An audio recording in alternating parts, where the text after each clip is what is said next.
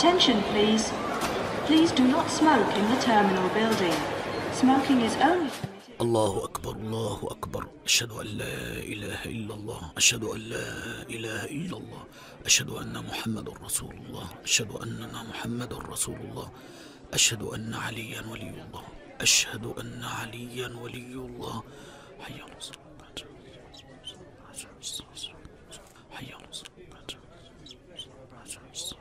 السلام عليكم، مرحبا يا صديقي، هل لنا أن نتعرف بك؟ وعليكم السلام، حياكم الله أخي الكريم.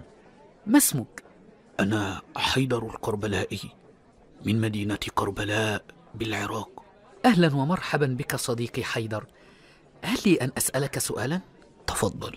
هل كان النبي صلى الله عليه وسلم يأمر بلال بن رباح أن يقول في الآذان أشهد أن عليا ولي الله؟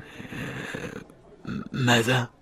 حينما أصبح علي بن أبي طالب رضي الله عنه خليفة للمسلمين، أكان يأمر المؤذن أن يقول في الآذان أشهد أن عليا ولي الله؟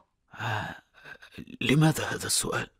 صديقي حيدر، هل قالها الحسن أو الحسين رضي الله عنهما، أو قالها أحد من الأئمة عندكم كالباقر أو الصادق أو الجواد أو الرضا أو بقية الأئمة 12؟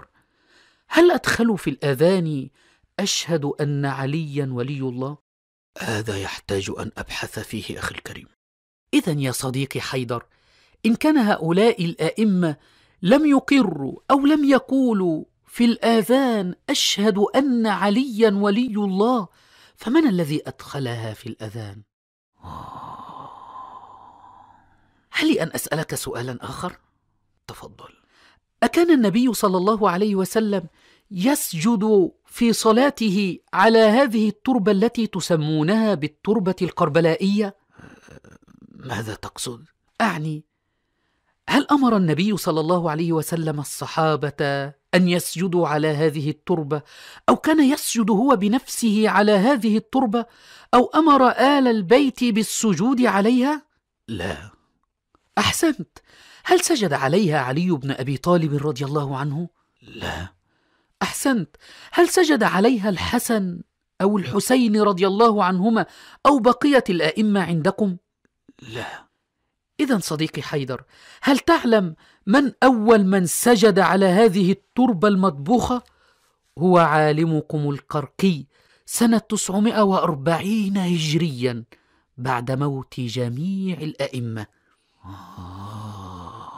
عزيزي حيدر، أفأنت تأخذ دينك الآن من آل البيت أم من غيرهم؟